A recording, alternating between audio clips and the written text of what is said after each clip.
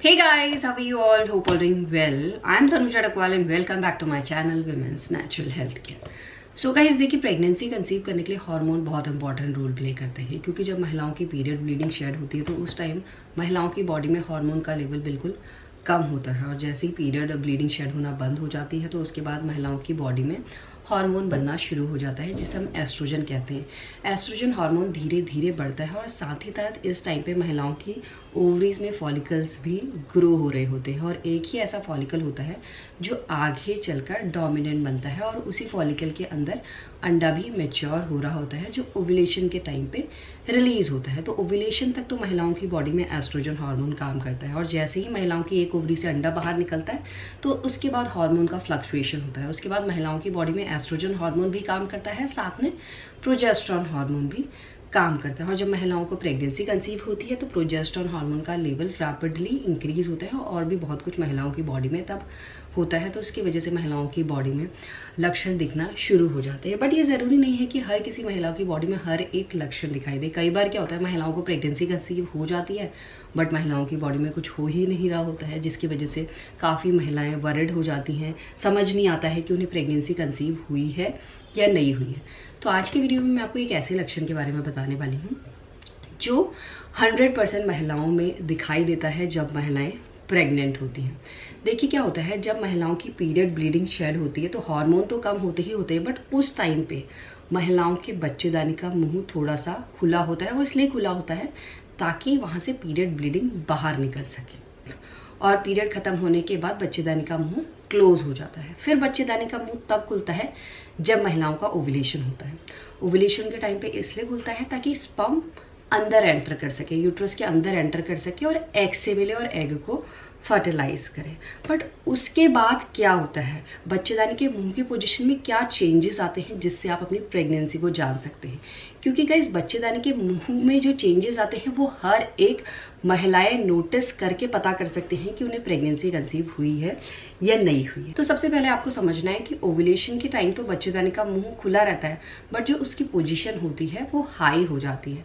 High का मतलब है अगर आप अपने सर्विक्स को एग्जामिन कर रहे हैं, और सर्विक्स को एग्जामिन करना होता है पीरियड खत्म होने के बाद से, क्योंकि सर्विक्स जैसे जैसे आपके हार्मोन फ्लक्चुएट करते हैं वैसे वैसे आपके सर्विक्स भी काम करता है। क्योंकि ओव्यूलेशन के टाइम पे सर्विक्स की पोजीशन तो ऊपर चल ही जाती है और साथ ही साथ वो एरिया बहुत ज़्यादा सॉफ्ट हो जाता है, जिसकी वजह से ओव्यूलेशन के टाइम फर्टाइल डिस्चार्ज निकलता है। आपने देखा होगा ऐसा गीला सा चिपचिपा सा डिस्चार्ज निकल रहा है, वो आपके ओव्यूलेशन को दर्शाता है। बट ओव्यूलेशन के टाइम अगर सफलतापूर्वक स्पर्म सेल और एग सेल मिल गए हैं तो उसके बाद क्या होता है, उसके बाद बच्चेदानी की पोजीशन कैसी रहती है, कितने दिन बाद आप पता कर सकते हैं बच्चेदानी के मुंह की पोजीशन को नोटिस करके कि आपको प्रेगनेंसी कंसीव हुई है या नहीं हुई है।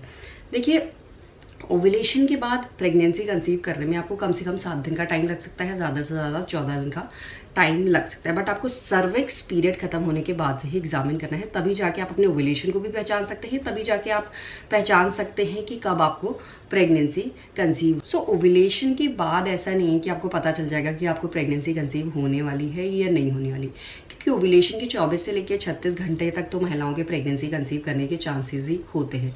तो आप ओव्यूलेशन के 2-3 दिन बाद सर्विक्स की पोजीशन चेक करके एक्यूरेसी के साथ पता कर सकते हैं कि आपको प्रेगनेंसी कंसीव होगी या नहीं होगी। तो सबसे पहले अगर महिलाओं को प्रेगनेंसी कंसीव नहीं होती है तो आप सर्विक्स की पोजीशन में चेंज देखेंगे, क्योंकि ओव्यूलेशन के टाइम आपने नोटिस किया कि आपके सर्विक्स की पोजीशन हाई है। बट अगर आपको प्रेगनेंसी कंसीव नहीं होगी तो 3-4 दिन के बाद आप देखेंगे जो सर्विक्स की पोजीशन है वो लो हो गई है। यानी अगर आप अपने सर्विक्स को एग्जामिन कर रहे हैं और नकल रूल अप्लाई कर रहे हैं, अपनी फिंगर इनसाइड डाल रहे हैं, तो उसमें आपकी फिंगर अंदर तक नहीं जाती है, थोड़ा ही अंदर तक जाती है। बट ओव्यूलेशन के टाइम में आपने चेक किया होगा कि वो एरिया सॉफ्ट हो गया और पोजीशन हाई होने की वजह से आपकी फिंगर थोड़ी सी अंदर जा रही है। तो ये सबसे पहला साइन है जो आपको बता सकता है कि आपके पीरियड आने वाले हैं। और अगर आपको प्रेगनेंसी कंसीव होगी तो 3-4 दिन के बाद भी आपको वो पोजीशन ऊपर ही लगेगी। यानी इस टाइम पे आपका बच्चेदानी का मुंह तो क्लोज हो जाता है, बट जो पोजीशन होती है वो हाई होती है। सबसे पहले पोजीशन हाई होती है। दूसरा आपको नोटिस करना है जो एरिया है वो बहुत ज़्यादा सॉफ्ट है। ओव्यूलेशन के टाइम भी सॉफ्ट था, अगर प्रेगनेंसी कंसीव नहीं होगी तो हार्ड हो जाएगा बिल्कुल नोज की तरह, अगर प्रेगनेंसी कंसीव होगी तो बिल्कुल लिप्स की तरह सॉफ्ट हो जाएगा। और सॉफ्ट होने की वजह से तीसरा जो सिम्टम आपको दिखा, अगर आपको प्रेगनेंसी कंसीव नहीं होगी 3-4 दिन के बाद तो डिस्चार्ज बिल्कुल ड्राई और स्टिकी निकलेगा सर्विक्स से। अगर प्रेगनेंसी कंसीव होगी तो आपके डिस्चार्ज में भी चेंजेस आते हैं, क्योंकि प्रेगनेंसी कंसीव नहीं होने में महिलाओं के हार्मोन का लेवल कम होने लग जाता है, जिसकी वजह से ड्राई, स्टिकी या लोशन फॉर्म में आपको डिस्चार्ज देख सकता है। बट अगर प्रेगनेंसी कंसीव होती है तो हार्मोन का लेवल रैपिडली बढ़ता है, कुछ नए हार्मोन प्रोड्यूस होते हैं, प्रेगनेंसी हार्मोन भी काम कर रहा होता है, जिसकी वजह से जो डिस्चार्ज है वो वाइट, मिल्की वाइट, साथ में येलो और पेल येलो भी हो सकता है। ये बिल्कुल गीला डिस्चार्ज होता है और इसकी कंसिस्टेंसी पहले कम होती है, पानी की तरह ही होती है, बट डे बाय डे ये बढ़ता भी जाता है। तो इस तरीके का डिस्चार्ज और इस तरीके की सर्विक्स की पोजीशन में चेंजेस से आप जान सकते हैं 101% कि आपने प्रेगनेंसी कंसीव करी है। तो इसी तरीके से आप अपनी प्रेगनेंसी का पता कर सकते हैं। एंड यही है आज का वीडियो। होप करती हूँ ये वीडियो आप लोगों को पसंद आएगा। And thanks for watching this video. Will see you soon my next video. Till then bye.